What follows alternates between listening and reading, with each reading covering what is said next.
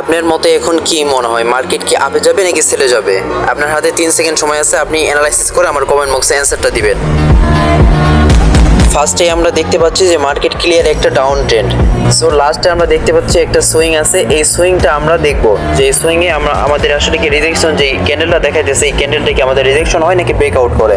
So এখানে আমরা একটা হরিজন্টাল লাইন দিয়ে আমরা ড্র করলাম। তো এটা দেখলাম যে এটা ফেলস ব্রেকআউট, এটা আমাদের ব্রেকআউট হয় নাই। ব্রেকআউট হইতে হলে কি হইতে হবে, যে এখানে পূর্ণ ক্যান্ডেল দিয়ে ব্রেকআউট হইতে হবে। সো এখানে ব্রেকআউট করতে পারে নাই। সো মার্কেট আই থিঙ্ক এখান থেকে মার্কেট ডাউন আসার চেষ্টা করবে। সো আমরা আমাদের অ্যানালাইসিসটা দেখি, এখানে অলরেডি কিন্তু মার্কেট ডাউন আছে এবং এখানে এফভিজিতে মার্কেট কিন্তু আছে এফভিজি প্লাস সুইংয়ের রিজেকশন।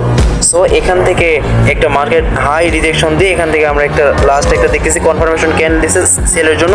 এখান থেকে আমরা এন্ট্রি নিতে পারি 1 to 3, খুব ইজিলি ভাবে প্রফিট করতে পারবো। সো এরকম এন্ট্রি নিতে চাইলে আমার টেলিগ্রাম চ্যানেলে জয়েন করে ফেলুন। সো ভালো থাকবেন, আল্লাহ হাফেজ।